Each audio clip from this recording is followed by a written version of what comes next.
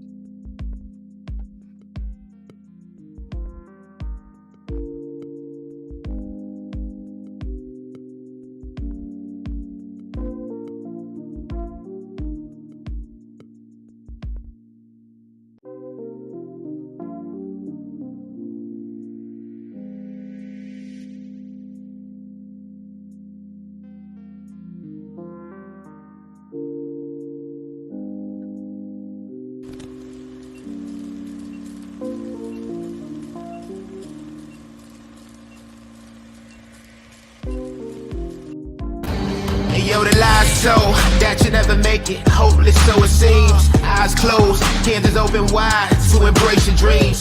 Sometimes you gotta take a loss just to get the win. Like Lysosin was popping in like oxygen when boxes wet. Focus on the mental, never lose like a smooth instrumental. Better choose on the move in a pinto. Choose what I get to, never lose smooth on the move, but it's simple. Never give up and we running it, maybe. We just keep winning, we conquering daily. Envision that pay me, it's never to sway me. Indigenous, maybe we winning this crazy. Your opportunity, your opportunity, your opportunity, it's your opportunity, your opportunity, your opportunity, your opportunity, it's your opportunity, your opportunity, your opportunity, your opportunity, it's your opportunity, your opportunity, your opportunity, your opportunity. Woo, woo, woo, woo! All right, here we are. It is the Lion Villain Report. I am your host, Russell Wayne, right here, and welcome to the program right here. This is All Lions Talk right here, right now. We are broadcasting live right now into the Lions Villain Squad Facebook page. 52,000 strong. We're approaching 53,000. Hopefully we get to 53,000 before the season starts right here. We're putting a shout out right here to the Detroit Lions News Podcast. Joe Chap and the boys do a great job over there. 75,000 strong. We are all Lion fans right here. And we are on YouTube, JC Sports, as well as our Villain Squad YouTube page. Thank you for subscribing. Thank you for hitting the like button. If you're on there, hit that like button.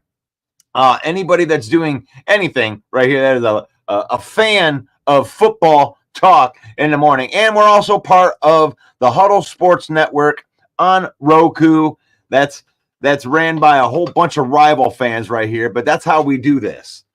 We have rival fans in there. Shout out to Bill the Packer fan and Mike the Bear fan and Sarah from the White Queen Nation right there.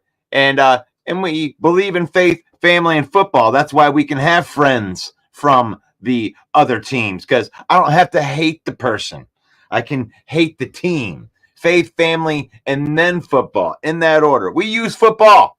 We use football to spend time with our family, and we use football to create memories in our lives with our family. We don't let football use us. We don't become unlivable when our team loses, because we can move on. Let me go into another room for about 15, 20 minutes. Let me blow off some steam, come back out. I'm fine. I'm fine after that. But I am ready for this next season to start. And finally, the preseason is over, and we are in the second wave of roster cuts right here. And that's where we're at. And that's what we're going to talk about today. Let's get in here. Let's see if we get some people in here. We didn't have anybody in here before. We didn't have oh yeah, we did. We had Fred Peterson was in here before the YouTube page came up, and we had Davey in here. Good morning and one pride. It's a great day to be Lions fans. You like that? Right there. And then kneecap biting. He almost got in there. Good morning, Russ. The guys, Davey and Fred. See, you got to get in here quick, Jeremy. These guys are quick. They get in here. You might be quick, but they quicker. Hello, Jeremy B. Good morning, Jeremy B. Yes. 74 degrees at the lake. Draft the lake. Draft the lake. Okay, I think that we're trying to do a play on words right there. But if you are watching right now, hit that like button. It's free. And if you like football content and you like professional football, then you're probably going to like this show. So go ahead and hit that like button, because it helps out the channel and we appreciate it. Steve, Packers kicker Anders Carlson. Yeah, you got a kicker problem up there in Green Bay. So what are you going to do there? And then Steve, how do you feel about getting the phenom Malik Willis in there to replace the unreplaceable Sean Clifford? What do you think about that? Right there, Jamal Grant. Let's go. What up, Wayne from Jamal? Lion King, what up, Doe? Let's see if I don't want to miss anybody right there. What's up, Dale? Jeffrey Addison is present and accounted for. I love when Jeffrey pops up here, because it gives me a chance to say, go over to the Detroit Lions main event group and make sure that you get your voice heard out there. You got to join the conversation. And Jeffrey is one of the admins in that group. And I never thought it would be so important to do this, but there's all of these Detroit Lions groups that got a bunch of crap, all these fake stories about players dying in plane crashes and whatnot. Now, we may have bad opinions in the stuff that we post on here, but all of the stuff that we post through our groups and on our page is about the Lions, and it's about the opinions of the Lions. We don't put out BS information. And Jeffrey does a fantastic job with the Detroit Lions. It's a Detroit Lions main event group, keeping all the spammers out of there. Ain't nobody selling no tickets in there. We try to get them. And if you do see them in that group, make sure that you report them to our admin team, because they're fantastic. And thank you, Jeff. Thank you, Jeff, for doing that for us. Chance Lax, what up, Doe? Steve in that. Joseph's in there. 7th round pick for Willis. Sounds like they overpay. Yeah, Malik Willis, if you can believe this, there was a bunch of Lion fans around here that were calling to have Malik Willis be drafted at number 2 overall that year, because we needed a quarterback.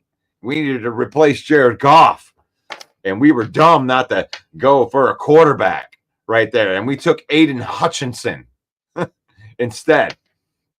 And I'm glad that we have a smart general manager and they don't listen to the chuckleheads on these podcasts all the time, because they got some crazy opinions out here and emotional opinions. And that's why we pay Brad Holmes the big bucks. It's because he doesn't get too high and he doesn't get too low when it comes to those kinds of things. Let me see what we got in here. They got some the latest news on the let's just kind of go through and review what we had since Sunday. The best news came out first, where it is that let me pull this up. Let me pull this up for you because I got this right in here. Give me one second. Screw it. I'll just put it up. I'll just read it out there too. But Brad Holmes, he's been a little bit busy for the last couple of days. The only brand new news today is the Lions released Stephen Gilmore. And I don't know if that was a huge surprise to anybody because we got way deeper in the cornerback room, and a lot of these guys had been playing from the practice squad to try to make this team. And we're pretty deep at cornerback. So Lions release Stephen Gilmore, and they released him, which gives him a choice. It doesn't mean it means that he doesn't have to clear waivers. That means that we could bring him back, put him on the practice squad if we choose to. Long snapper Scott Daly was released. Defensive line Pat O'Connor was released, but the Lions want to sign him to the practice squad. They made that evident with that. Linebacker Ty Summers, edge Mitchell Agude. That was one of my faves right there. That hurt my feelings a little bit. Offensive lineman Brian Hudson. Now they've been saying out there that our offensive linemen are a hot ticket. I don't think that our offensive linemen are going to make it through to the practice squad. Cornerback Rashad Wildgoose. I don't think that was a big surprise there. Zonovan Knight getting released. Some people thought that they might trade him, be able to have value to trade him, and for a late round pick, swap of picks, nothing big, but that he was going to be there. But they just release him. They release Shane Zylstra, Donovan Peoples-Jones, Caden Davis, and then they place cornerback Emmanuel Mosley and guard Christian Mahogany on the injured reserve. And Mahogany, I guess he's still on the NFI list right there. So that was real quick what Brad Holmes has done up until this point. And the cool thing is that DJ Reader is removed from the PUP list. Now, that doesn't mean that he's going to start game one, because Brad Holmes or Dan Campbell said as much during the presser yesterday that the idea was for them to have him by week 2 in Tampa, but he didn't say for sure that that's what it was going to be. They're going to try to get him out there for week 1, and that makes me excited because I know that we're not going to put him out there too early. That's not the style. We're overcautious, if anything. So it would be great to see DJ Reader out there in the very first game, in the opening game. There we go. Rest in peace to Sid Vicious, the wrestler. He passes away. Yeah, he was one of the icons when I was coming up right there. He was one of the first real guys that could challenge Hulk Hogan, the immortal Hulk Hogan, from back in the day. So, yeah, thank you for bringing that up, Dwayne. Jeremy B's getting some shout-outs in here. Look at that. Look at that. Steve, Sid Vicious gone. I'm the new Sid Vicious. There you go. Fantastic. There we go. Good morning to the villains. Good morning. So in all fairness, Goff played a mediocre first season. Yeah, he had nobody in his first season. If you remember, in his first season, his starting wide receiver was supposed to be, you ready for this? Rashad Perryman was supposed to be the starting, and Terrence Williams, the third string wide receiver from he was good for 5 minutes over in Dallas. Those were our starters. And then Amon-Ra was there, but Amon-Ra didn't really become Amon-Ra until the middle of that season, as we all well know. So in all fairness, Goff didn't play with a professional football team his first year. Brad Holmes high five like Kirk Gibson's high five arm breaker. No surprise to Jeremy B on the Stephen Gilmore. Yeah, we just got too many guys that they brought in. There's so many guys that they brought in on the secondary end that was an upgrade in talent that it was like let's unpack this right here, because this whole idea, it's like Aaron Glenn has taken the brunt of the media for the last 2 years, and Brad Holmes has sunk a whole bunch of resources the first 2 years into the offensive side of the ball. When you take a team and you rip it apart and you take it down to the studs, then it's going to take time to rebuild it from the studs, because the way you want to do it the right way is you want to build from the draft. And as you well know, sometimes it takes a minute for draft picks. Even Amon-Ra St. Brown, you gotta get into the flow of things. But now we've had 3 drafts stacked on top of each other, 4 drafts stacked on top of each other, 3 drafts of guys that have played, and that's the core of your team now. And they didn't get to put the resources into the secondary. So guys like Stephen Gilmore was able to come in as undrafted free agents. There was a lot of guys on the back end of our roster that ended up making the team as guys that weren't high on people's radars. So in a sense, Aaron Glenn has done more with less. But this year, that's not the case. You immediately go out and you spend a 3rd round pick and bring in a proven cornerback in Carlton Davis who can play man. And then you bring in Amik Robertson, who is a Packer killer. He closed out the Raider game last year versus Jordan Love. You bring him in, and then you draft Terrion Arnold and Ennis Rakestraw. So the talent level went from 2 to 75 in that area. So guys like Stephen Gilmore, and I mean even Khalil Dorsey might be looking, he's looking around his shoulder right now, because where it might have been a little bit easier to make the roster last year,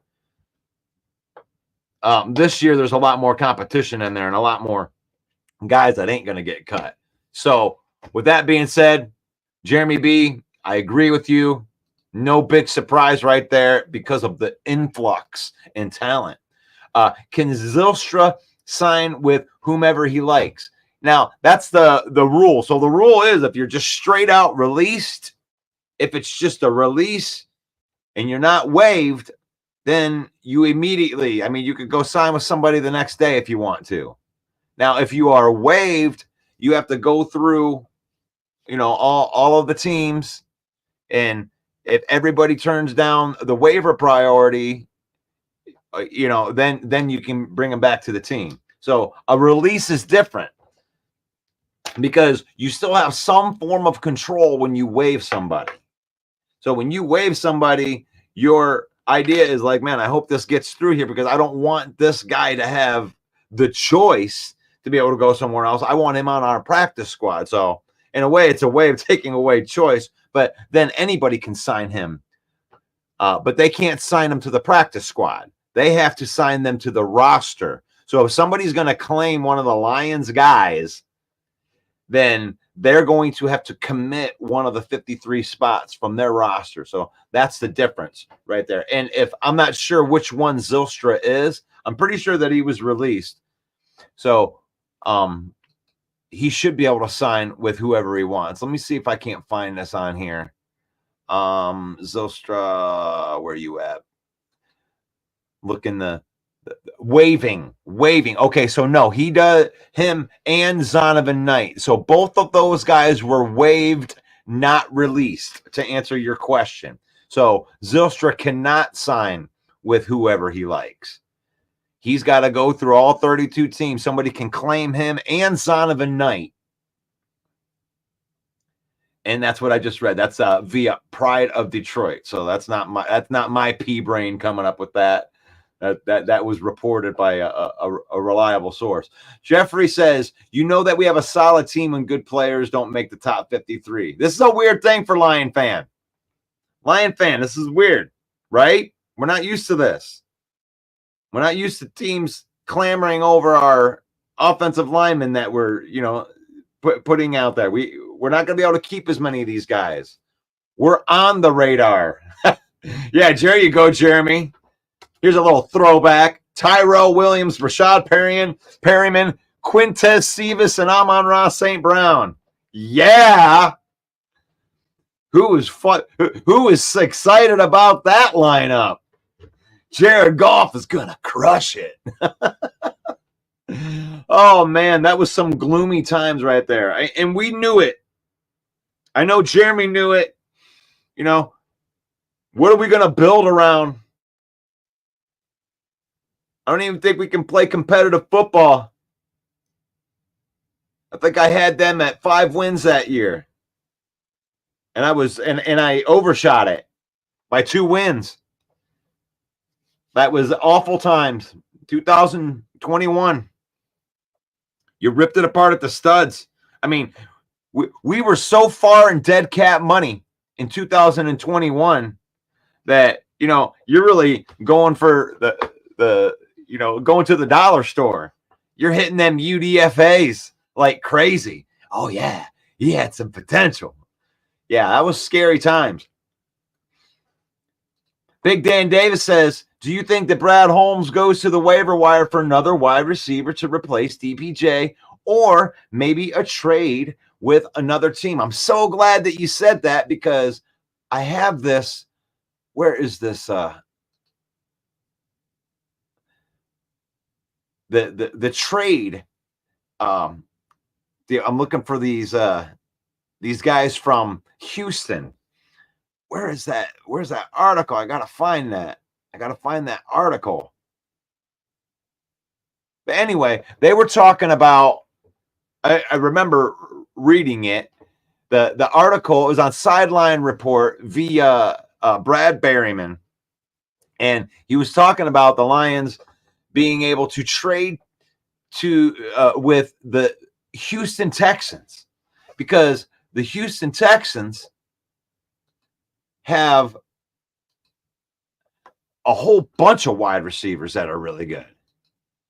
The Houston Texans have, they got Diggs, Dell, Meacham.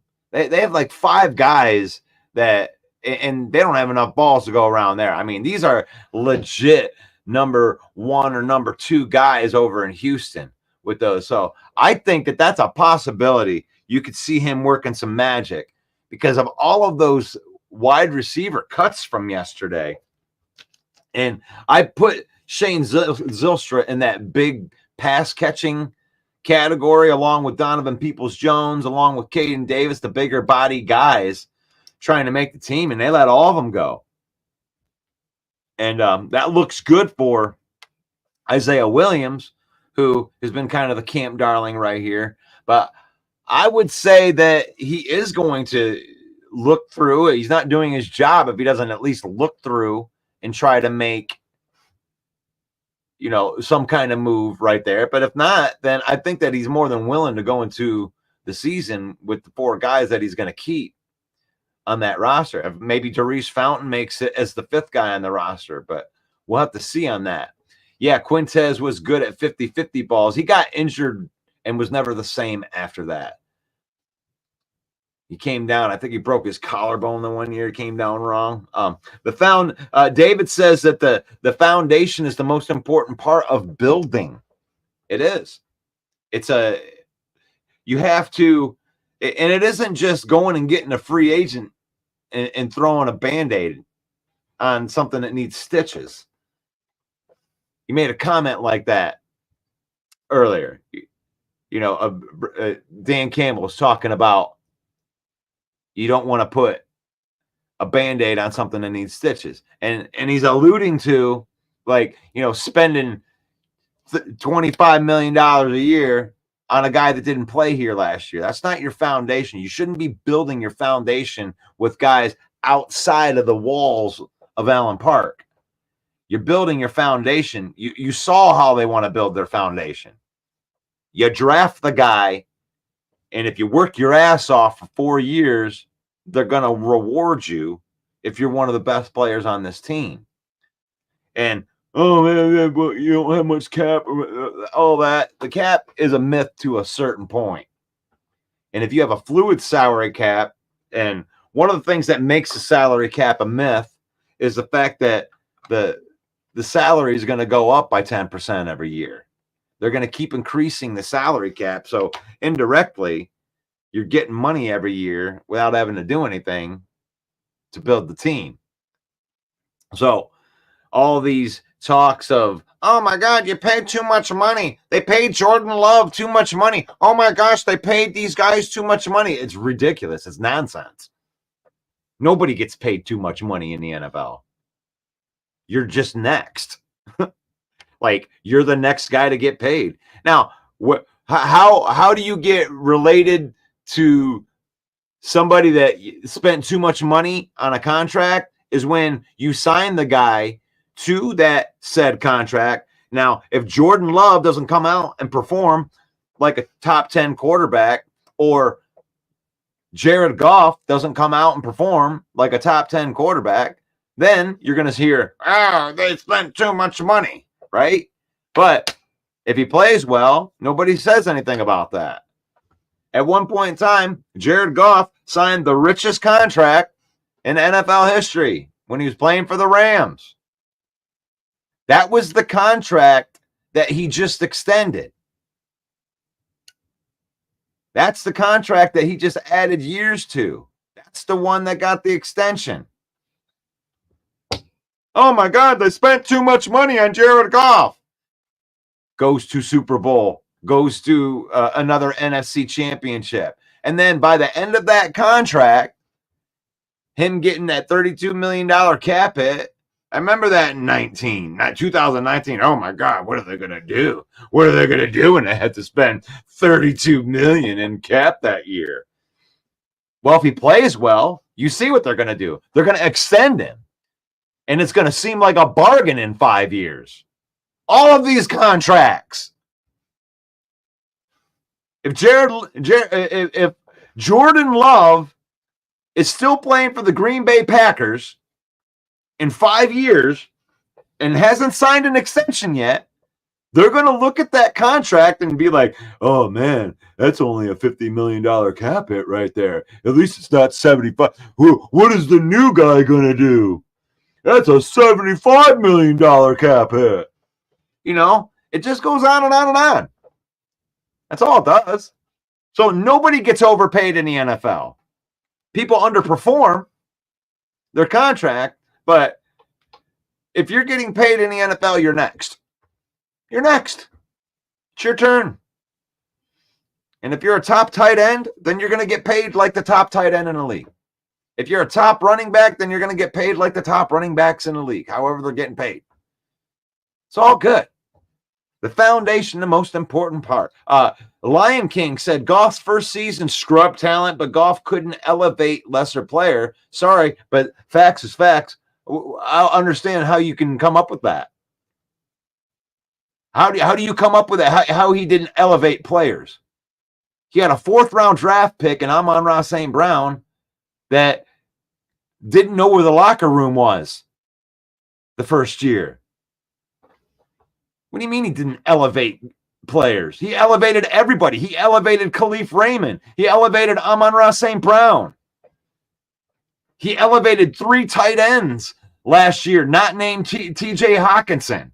Some guy that we just cut from the team caught 3 touchdown passes in one game from Jared Thomas, Michael W. Smith, Goff. He elevated all of that talent. What are you talking about? I don't agree with you on that one at all. The first year Brad had picked the second, that Brad has picked in the secondary because he focused on the trenches more than anywhere else. Yeah, we didn't build the team. You're building the team. This right here, after the 4 years of draft, is the first time that I could say that Brad Holmes has guys in every single level of the defense, every single level of the offense that he drafted, he has his hands on, that he didn't have to go outside source. You have future and now set with what Brad Holmes has. It's a perfect fluid salary cap the way that it's moving right now. I don't have any reservations on anybody that they've re-signed.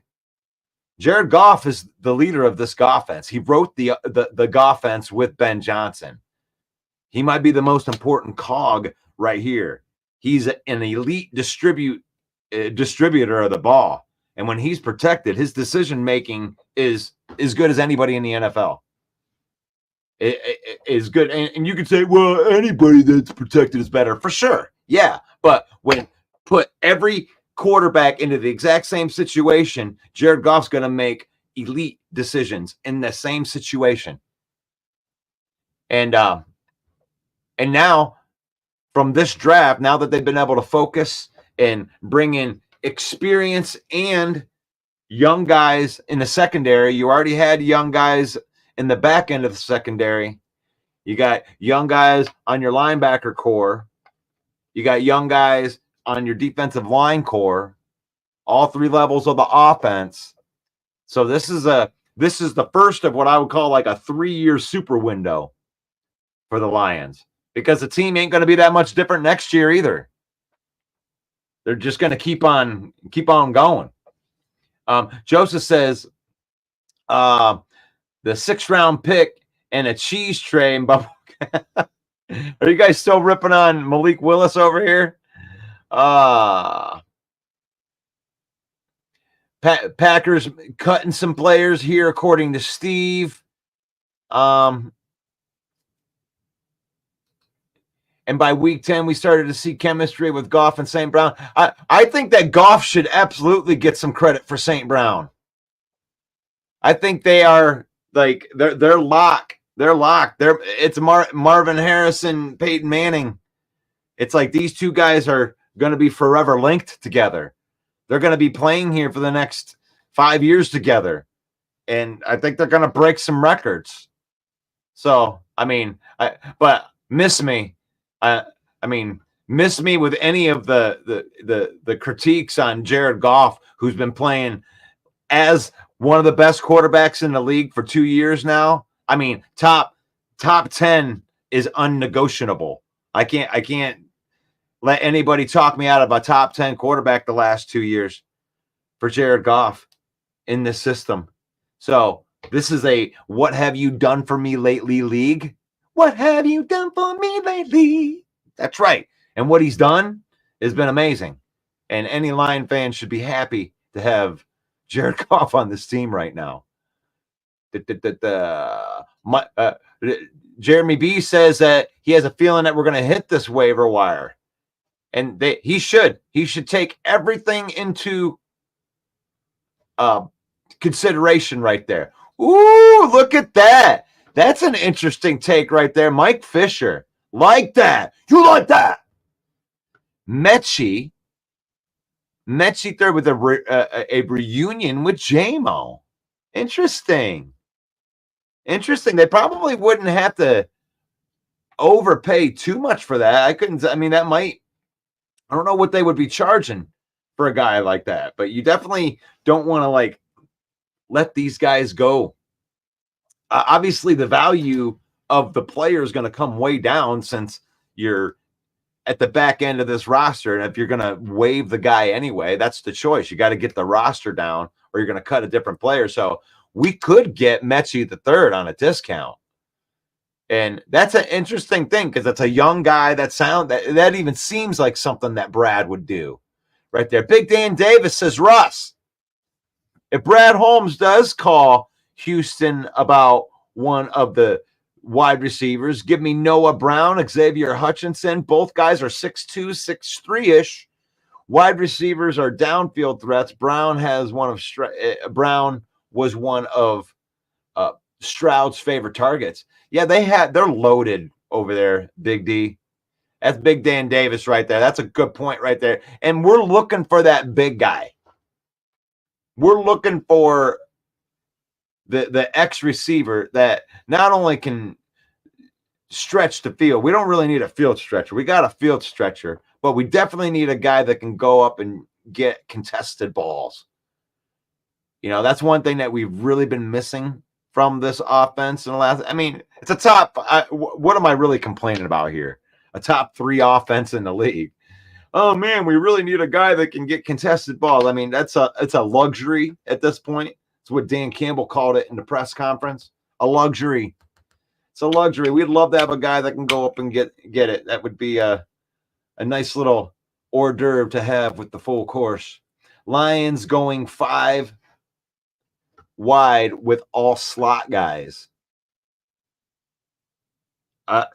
Jameson Williams is not a slot guy. Jameson Williams is most definitely an outside wide receiver. I'm trying to think of who you would be talking about. Darius Fountain, if they're going 5 wide, that guy is definitely not a slot guy. Now, Amon-Ra it can be a slot guy, but he can play in or out. He took half of his snaps from the slot, half of his snaps from the outside. So that's not even really true for Amon-Ra St. Brown. He has the ability to play the slot. Khalif Raymond is definitely more of a slot wide receiver, and so is Isaiah Williams. So I'll give it to you on the 2 guys for sure, but all 3 of the other guys can play outside if need be. But it's not traditional. I feel Joseph on that. Like, even though Amon-Ra St. Brown can play outside and has proven that he can be, an elite wide receiver on the outside, he does serve the entire offense better when he's playing in the slot and eating up defenders in the middle of the field and creating one-on-one matchups to our speedsters out on the outside with Jameson Williams. Our big is a tight end. Yeah, it's true. It's true, but we just got rid of our receiving tight end in Shane Zylstra, and I thought that he was the best X that we could have had out of that. So I'm there with big Dan Davis and Jeremy B on this one. Like, I think they're going to be looking. I think they're going to be scouring. You can't take anything off that table. You can't take anything off the table for that. Big Dan Davis C. Suckfield makes too much money. Oh, there's a topic right there. Main Event Mike put a reel out there talking about Sudfield and Jake Fromm. And they were trying to work this new rule wherever they could dress like 3 quarterbacks or something like that, and that whatever rule that was kind of fell through. So I think that the Lions are going to release Suckfield this year, and they're going to go with Hendon Hooker. And there's a possibility that, he gave some glowing responses to Jake Fromm. The guy came in a week, and he looks like he can play a little bit of ball.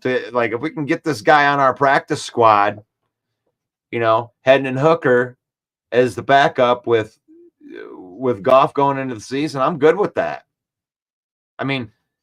Even though Hooker's not there yet, by the end of the season, through practicing with the team, going through the reps, taking all the number 2 reps for an entire season, just like a Jordan Love, I think by the end of the season, he's going to be right there where he needs to be, to where he'll be, pushing starter talent. Not on this team, but if we wanted to trade him or have value for him, that value is going to come with an entire year of progression with Hendon Hooker this year, in my opinion. Suckfield, he's smart. He's good in the film room, but he's a liability. If you got to put him out there to try to get you to win a game, it probably won't happen. So Big Dan Davis says John Mechie would be a good pick too if Brad Holmes decides to trade for a wide receiver. He's got the grit the coaching staff likes. This guy kicked cancer's ass. Yeah, he had leukemia. That is true, and he's a good wide receiver. Great story. Coming from had to will himself back. Mike Fisher says Texans have only made a cut or two. They'll be busy today. 13 losses is not elevating talent, bro. My God, he had practice squad guys on there. He elevated the talent. Did you watch 2022 Lion King? Did you watch 2022? I watched 2022. And by the way, the first win that we got was a touchdown pass from Jared Goff to Amon-Ra St. Brown. That very first win that we got in Ford Field. This wasn't even a professional football team, Lion King. And you don't think that he elevated that talent? That was all Amon-Ra St. Brown. The guys that are on our team right now, he didn't elevate any of those guys. Jared Goff is just being carried again, right? He got carried in LA all the way to the Super Bowl, right? He didn't make any of those passes. Miss me with that, Lion King. Miss me with that. He had Brashad Penny. He had guys that were on the team that don't even play in the league anymore. What are you talking about elevating talent? He didn't have any talent to elevate. Everybody that he had that he could elevate, he elevated. The guys that were still on the team. He made Quintez Cephas look good. Come on, man. You're just looking at wins and loss records. The team was $50 million behind the cap and dead cap, cutting Trey Flowers, cutting Jamie Collins. They couldn't even put a real team on. They had to take a loan out on Jared Goff's contract just so they could sign guys to the practice squad. Don't confuse people with facts. No, I mean, some people are just Goff haters, and no matter what he does, it's always going to be everybody else. And it's a lazy and weak argument when all the guy has done in the last 2 years has been a top 10 quarterback and taken us further than Matt Stafford ever did. Oh, by the way, who won that game? We made way more cuts than Houston. Yeah. Let's see. Fred Peterson. What I'm saying is Goff made rookie mistakes his first year. Cross-body throws, stupid interceptions, hanging on to the ball too long. Understandably so. He came from the team that blamed him. Yeah, he had a hard first year. He also had no offensive line. He also didn't have all of the things that make him the best quarterback that he can be. He made some dumb stuff. He got benched his first year when a team gave up on him. But Brad will always be busy nonetheless. So everybody gets, I agree, Fred, did not want Goff. He has been a revelation. Fred Peterson, I remember correctly, we had an OC change in the midseason too. Yes, we did. We had he was the head coach of the Chargers, and he came over. I can't remember what his name was, but he ended up getting fired in there. So when Jared Goff rewrote the offense with Ben Johnson, he elevated players. Who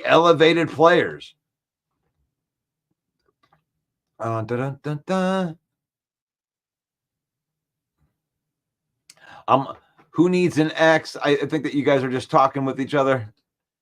Elise Meme says, good morning, villains. It's a great day to be Lions fans. Right there. Anthony Lynn. That's what his name was. Anthony Lynn was fired.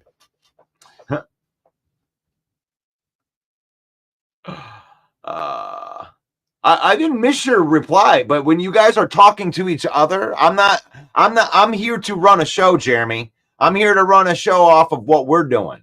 So I didn't miss replies, but when I see a whole bunch of people just talking to each other, I allow you guys to just talk to each other. I don't have to read your guys' conversation. Anthony Lynn was fired. And thank you for calling me out on my show, Jeremy. I love that. I love that. As much as I would love to see Suckfield give his walking papers, I'm not sure Dan or Brad would cut him like a clipboard holder in Goff's ear. I hope it happens. Just not sure that it will. They like Sudfield, but they didn't. They like Sudfield, but Dan Campbell didn't give him any promise. He didn't give him any promise for this at that last press conference. They were trying to say, hey, who's going to be the backup? And he wouldn't answer it. Jake Fromm, State Farm. I like Jake Fromm, State Farm. I mean, I like the idea of going with a younger guy and a guy that could possibly play. You know what I'm saying? Never underestimate the power of the monkey off your back. Urel Jackson says Anthony Lynn was trash.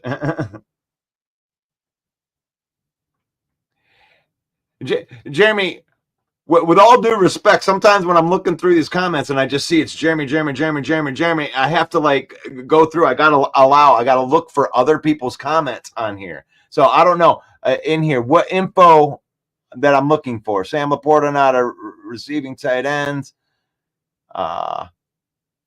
Exactly my point. When you have a OC like Anthony Lynn calling plays for a quarterback not on the roster, it doesn't make for good football. Lion King. I don't know if that's the comment that you're talking about. I hate to be the guy, but the Packers are better. Hope that Josh Jacobs returns to previous form, or we will see early season love. Yeah, I'm one of those too. I'm on Jeremy's side on this one too. I'm not 100% sure that the Packers got the better deal by getting rid of Aaron Jones. Aaron Jones has been a better running back in the NFL for a longer period of time than Josh Jacobs has been. Josh Jacobs hasn't even really been good the last couple of years. So when you're getting Josh Jacobs, you're getting I hope that he turns into 2022 Josh Jacobs. That's what you're hoping for. You're praying for that. You paid $12 million a year to bet on a guy that you know nothing about, that you didn't have in your practice squad. You didn't have out there running with your team all the time. And you took a chance on somebody like that. And then you did your boy wrong. You did your boy Aaron Jones so wrong that he signed for a rival. So that tells me that situation wasn't handled like up front if you're going to go play for a rival. So I'm not 100% sold on Josh Jacobs. If I had to bet and I was doing my fantasy, I would put more value on Aaron Jones in fantasy football than I would Josh Jacobs. Josh Jacobs is going to get picked very high in fantasy footballs, and I don't know.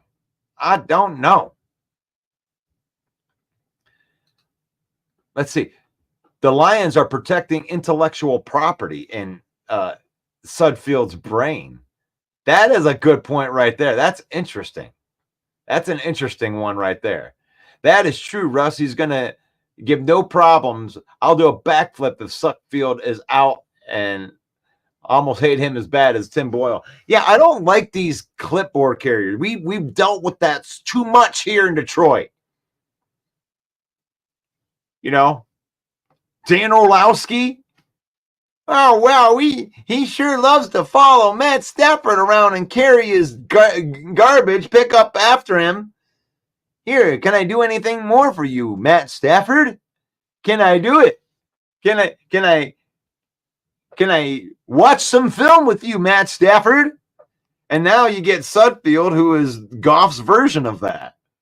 You couldn't count on Dan Orlowski to go out there and win you a game. Just like you can't go out there and count on Nate Sudfeld to win you a game. All of those, looking at film in the training sessions, that's real helpful if you get an injury. That's why I liked seeing Hendon Hooker for a change. For a change, seeing a guy that can escape the pocket, and if shit happens, something happens to Goff, and you need somebody to go in there, you're going to need a guy that's a little more off plan. Of course, he's not going to know the offense as well as Jared Goff.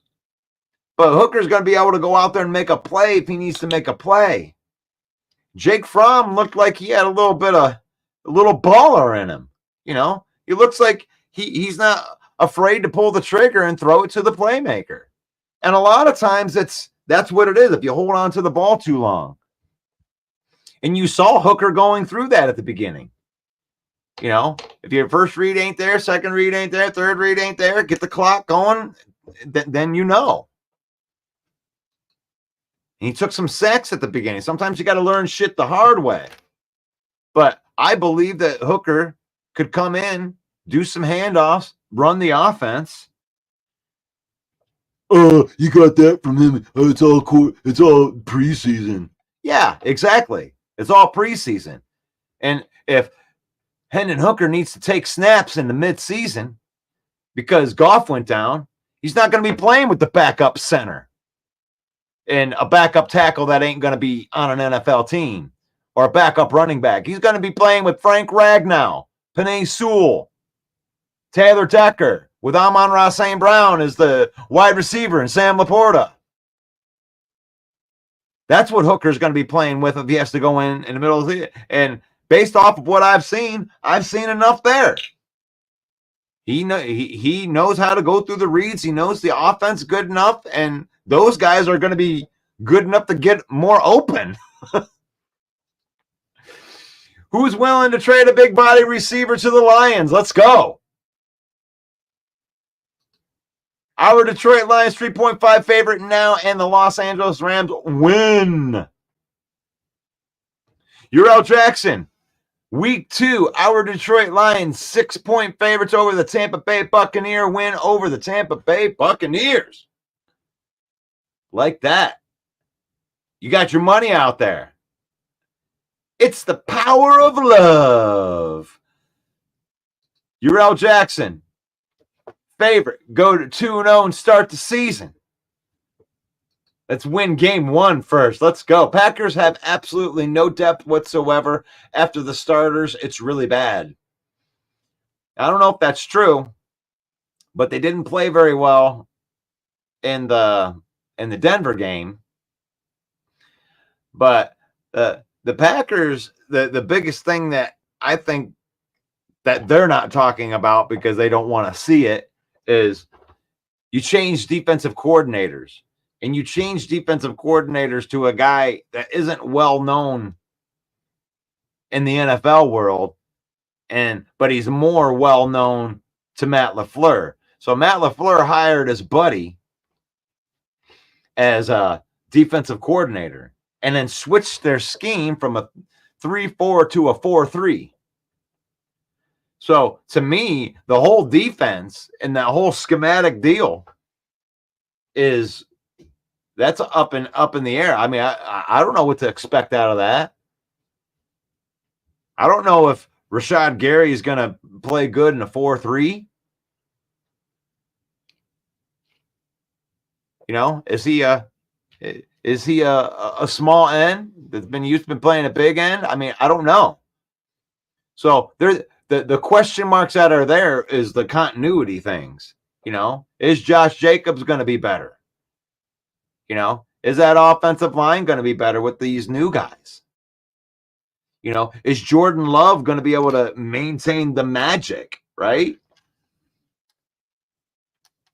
So the proof is in the pudding right there. So that's the biggest questions that I have about the Packers. You can make depth work with unknown players that aren't playing well if they get the scheme down. but it might just be a scheme thing. Boil and blow, dud field. I think that they are helping Sudfield to be a QB coach, but not maybe in Detroit. Okay, I gotcha. Dan Orlowski's still mad at the Lions for him stepping out of the back of the end zone. And that's what I mean. That's what I mean. I mean, what are we supposed to do with that? You know, we need a quarterback that can win, and we want a regime that's going to go and get guys that are going to win on two levels. Brad and Dan are the best that the Lions have had in 75 years, but they are gamblers. Enjoy the roller coaster. Shouldn't we recognize the mistakes and appreciate them as leaders? What are you referring to as a mistake? I mean, the thing is, like, I push back on people that cite their opinions as fact. Like, is that a mistake that he is going for it? Is that where we're going with that? Because if that's the case, then I mean, if you don't like the gambler, you don't like the gambler. But you also have to put it into your mind that we wouldn't have won the Rams game or the Tampa Bay game. You don't get 2 playoff wins if you don't like the way that they're making mistakes, right? Because you only see them as mistakes when they don't work. So be careful not to cite your own opinion as the fact, because this is all opinion here. And like, Brad and Dan are the best that the Lions have had in 75 years. And I'm going to leave it at that. And I'm going to leave the decision making to them. And that decision making led us to an NFC championship last year. And if they didn't have that decision making, I don't believe they would have made it to the NFC championship. So you can't have one. You're not allowed to have the cake and then, bitch about the way that it was made. If you think the cake is delicious, then say it's delicious. Don't say I think it's the best, but, because it's either the best or it's not the best. You either love the journey that they've taken you on, or you don't. You hate the way that they drug you there. Recognize the mistakes. Yeah, that's what I'm saying right there. I don't know where he goes with that. Lions Nation, let go. Goff, St. Brown, our O-line was the base for all. Lions Nation, let's go. But Campbell has made every single one. But if Campbell had made every single one, he would have been the greatest coach to ever do it. And that's the truth. That's the truth. You can even go back to the NFC Championship game and say that. It wasn't his coaching that got them out of that. The thing is, like, when you take chances and you gamble, you're putting your chips in there and putting it on your players. He called the correct play on both of those 4th downs. When I'm thinking of the ones that Josh Reynolds dropped, Dan Campbell's coaching didn't have Jahmyr Gibbs fumble the ball on the first possession of the 3rd quarter. That had nothing to do with coaching. A ball bouncing off of somebody's face mask right into the hands of Brandon Ayuk, that's not coaching. So there was a lot more misfortunes in that game than there were, I would call if you want to point and say you should have kicked field goals and we lost by 3, we would have won by 3, and you want to take that approach, I think it's weak. Because here's the thing, would Badgley have made a 47-yard field goal? Would he have made those field goals? I mean, if they would have made the 4th down, I mean, when you're on the 30-yard line, their 30-yard line with a new set of downs, where your run game has been dominating, I don't know. I think, one way to go another way. I love the aggressiveness. I am not on that side. I will ride that aggressiveness. That is what we are. And if that's the way that he's going to play, we're going to bite a kneecap off. Then that's my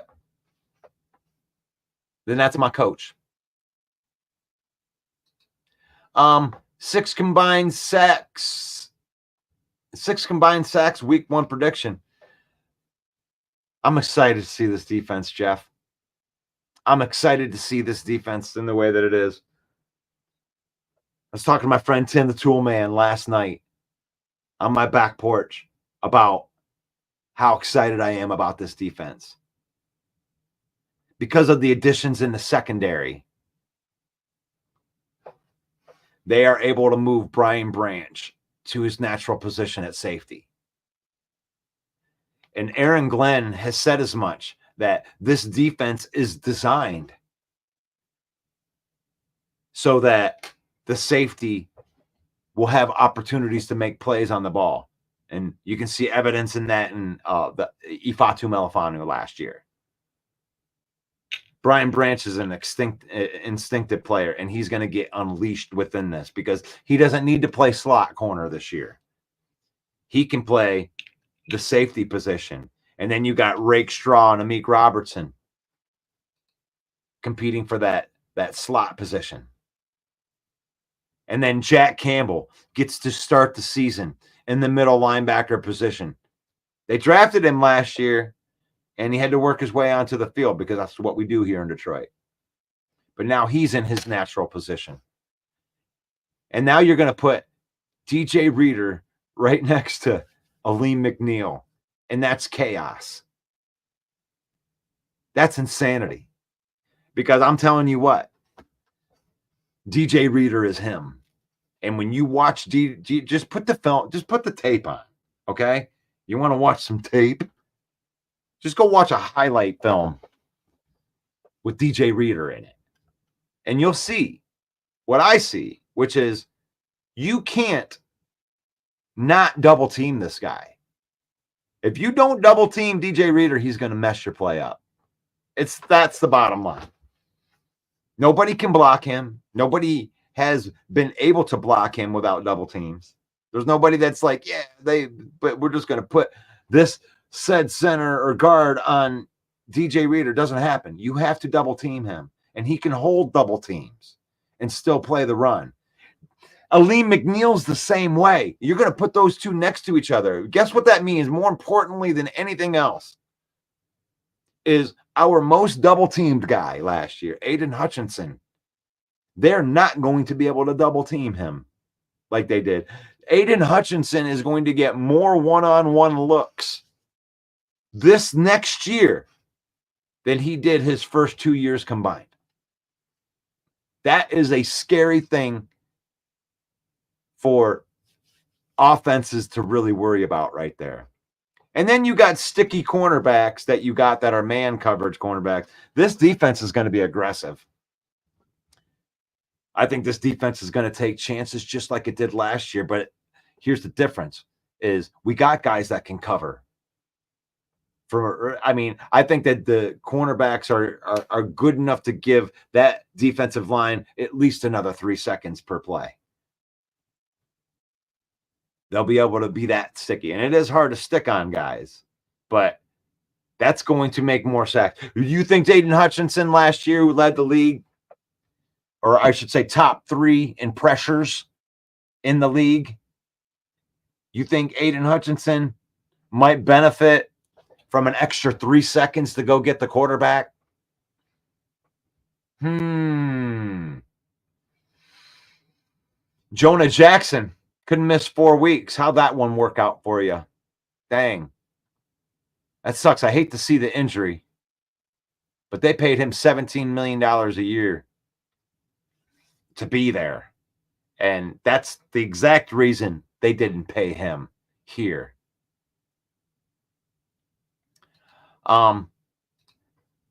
Stafford's dealing with a hammy strain. Could be returned to practice. Yeah, I don't think that there's any way that he wouldn't play. That would be crazy.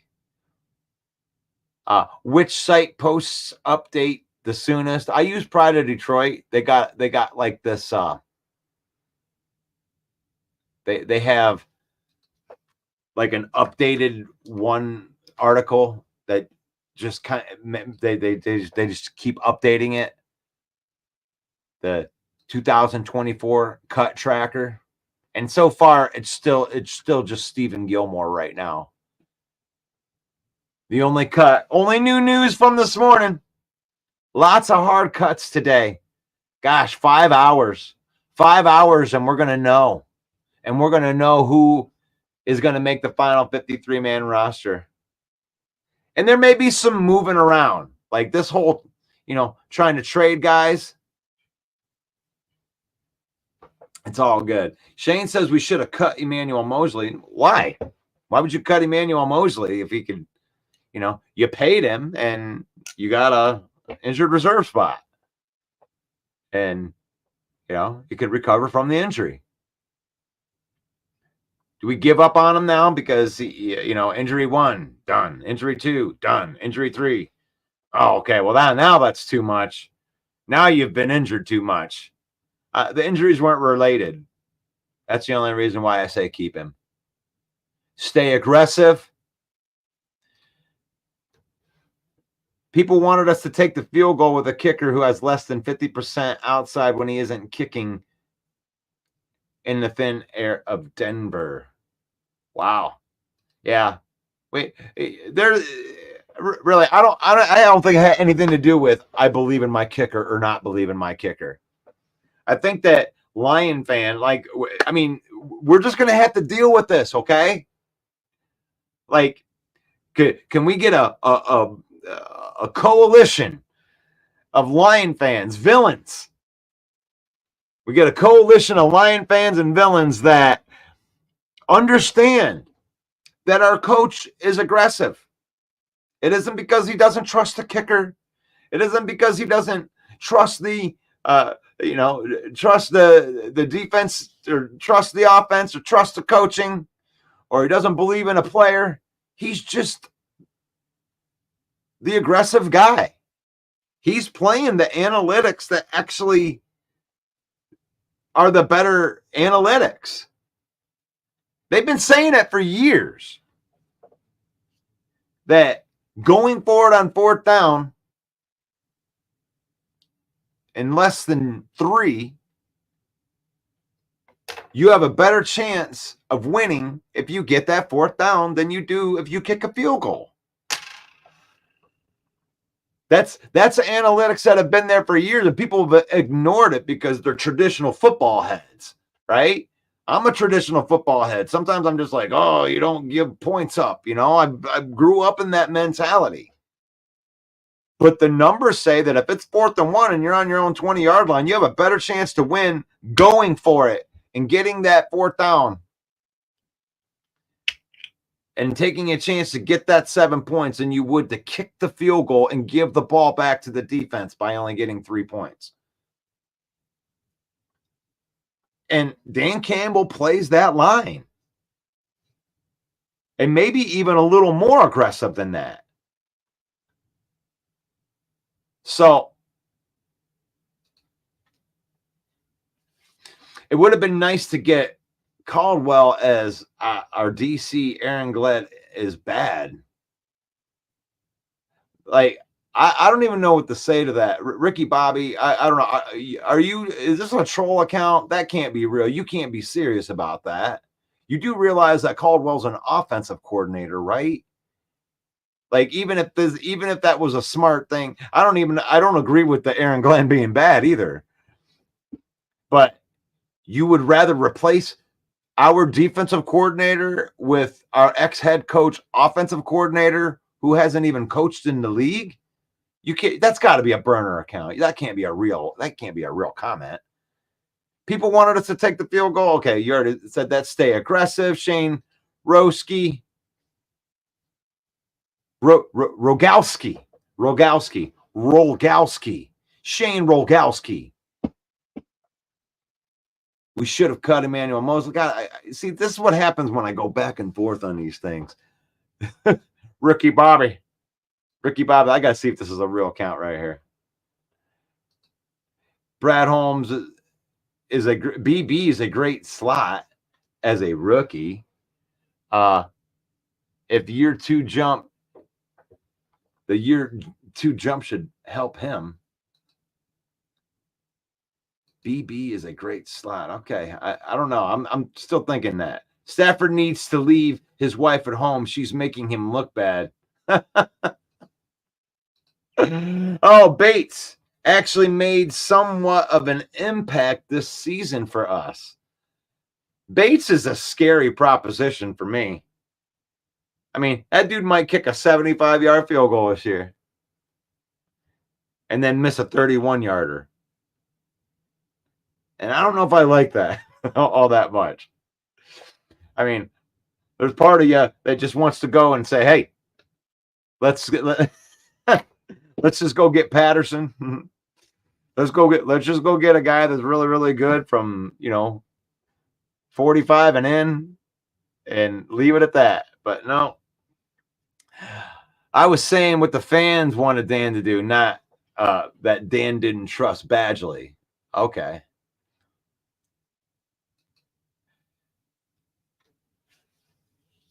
The fans definitely. The funny thing about the fans is they only not like the aggressiveness when it doesn't work, and then all of a sudden it was like, yeah, but that's just too much. Like I watch all of these games, especially at the Lions Den. All shout out to my boys at the Lions Den, and when we're in the Lions Den watching that, you're walking around. You don't see anybody while they're going for it on fourth down, and then they make it. You don't see anybody going, damn it, that darn that Dan Campbell, why does he keep going for it? Now we got first and goal. Should have kicked the field goal. Said zero people. So stop it. Stop with the fans micromanaging it. Either deal with it or don't deal with it. You could. There's always other teams. Like you can follow other teams. Like, but I'm not going to criticize these guys that we went to the NFC Championship for the first time in 30 years. I'm definitely not going to critique my quarterback that is playing better than any quarterback that's played here. More efficient, taking us further in games, winning more playoff games than any quarterback than we've ever had. And I'm not going to criticize this guy that's took me farther than we've ever been. Our defensive backfield is going to make Glenn look good this year, in my opinion. I think Aaron Glenn is going to get to show who Aaron Glenn is this year. I don't think Aaron Glenn has had the personnel to run what he wants to run. Aaron Glenn has said as much. I love man-to-man cornerbacks. We want to be able to play good man-to-man cornerbacks. That's been he hasn't held back from that at all since he's gotten here. I want to play man-to-man. And guess what we haven't had here in any capacity other than Emmanuel Mosley, who can't get on the field? Man-to-man cornerbacks. We haven't had man-to-man cornerbacks. Sutton's not a man-to-man cornerback. He's a very good zone cornerback that if he's playing in the slot, he's not bad. But we had him out there covering number ones, man-to-man on Justin Jefferson. Are you kidding me? You need guys that have experience in doing that. And our defensive backfield is definitely going to make Aaron Glenn look a lot better this year because Carlton Davis, man-to-man. Terrion Arnold, man-to-man. Rakestraw, man-to-man. And Meek Robertson, man-to-man. These guys are known. They were known in college. They were known in the pros as man-to-man cornerbacks. They thrive in man-to-man. They're better man, except for Rakestraw. He was more of a balanced guy. He can do both pretty good. And not that Terrion Arnold can't, but Terrion Arnold is that is definitely what he is in man-to-man. So for sure, the defense should be a lot better because he's going to be able to run his defense the way that he wants to. He'll miss a few extra points and hit an 80-yard. Oh, Jake Dillon says they need to carry a second kicker to make the short field goals, I guess. Now we got extra roster spots going in there. Big Jake T. Jeff Buckler, what if Bates is only utilized from the 40 and beyond? Does Dan go for anything closer? Now, I've said as much. Like, Jake Bates is a weapon. I don't see him like going for more field goals because of a field goal kicker or not. I don't see that at all. But what I do see is at the end of halves, and you get the ball on your own 12, and you got like 20 seconds left, and you get the ball up to the 48-yard line, our own 48, and you got 3 seconds left, and Dan's like, man, I know that's a 72-yarder, but go ahead, send them out there. And I could see them getting the big set and getting a big set and going for, a really, really long field goal like that. And there you go. I can always count on Jeremy to get the stats. Let's get the stats. 86% successful on 4th and 3 or less, says Dan. Made the right choice more often than not. Highest of any team in NFL history. And that's the thing. They were talking about that. They had one of the linemen, Jeremy, that were talking. I can't remember what the lineman's name was. One of the famous linemen that does like ESPN or whatever was talking about how much of an advantage being aggressive is, not on 4th down, but on 3rd down.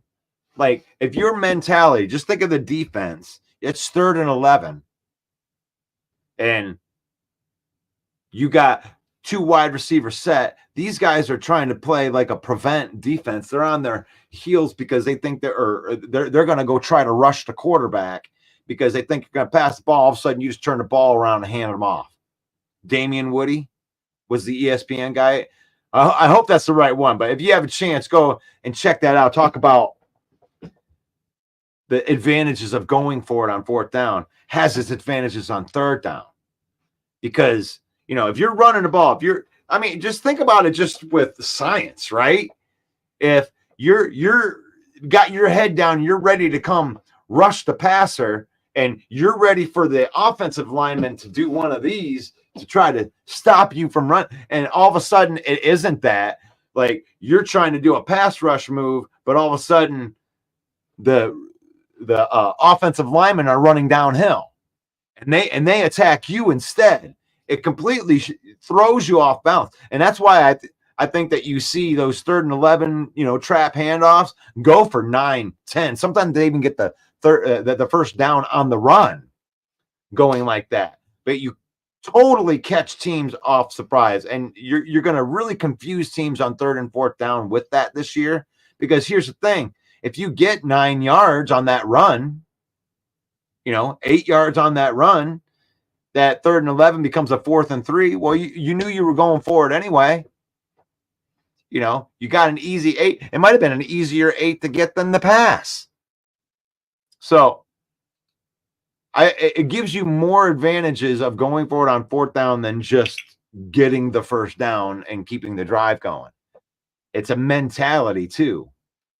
It gives your offensive line, who is, by the way, the best in the NFL, gives them a chance to eat. And how do offensive linemen eat? Run blocking. Run blocking. Let me destroy this guy that I've been protecting you from. Let me go downhill on this guy. That's where Penei Sewell gets it. Kneecap. Jeremy B says that Vikings waive 2nd-year guy Andre Carter. That was the Army guy. Yeah, okay, cool. The Vikings are in trouble with a lot of their the stuff that they've lost. I mean, a lot of their fans would like it to stop. Please stop. Please stop hurting my team. But I actually think they have decent coaching in there, but sometimes coaching can't overcome everything. You have to have talent, and they've lost a buttload of talent over there. And that's just too bad. Well, I ain't got nothing new for you. I don't know. I was hoping to have some new news besides Stephen Gilmore, but it looks like we're going to get into this tomorrow.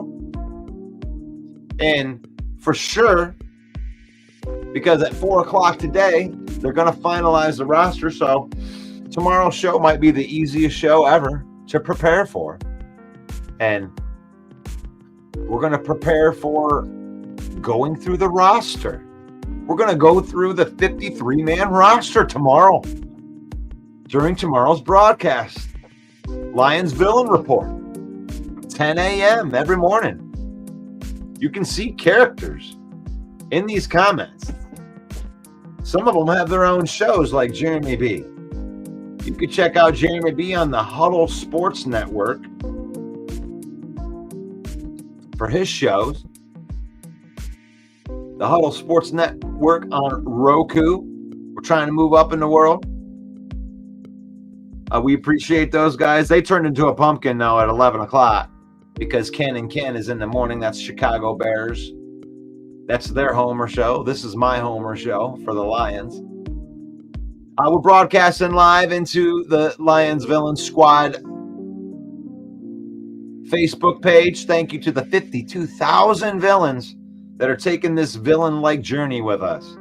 And it isn't the lame-ass Chauncey Gardner-Johnson villains either. We were the villains before he came in with that stupid ski mask.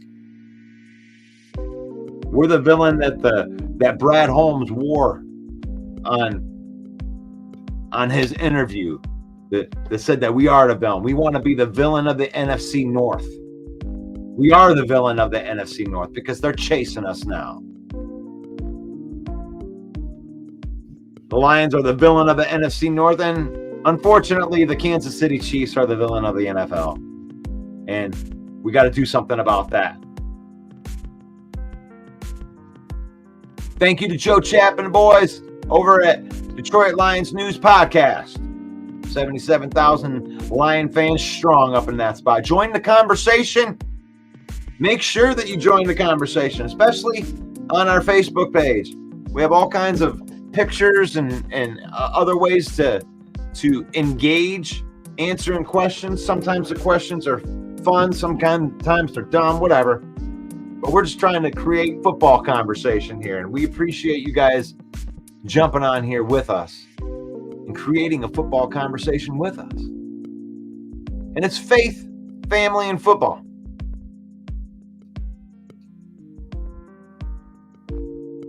We use football.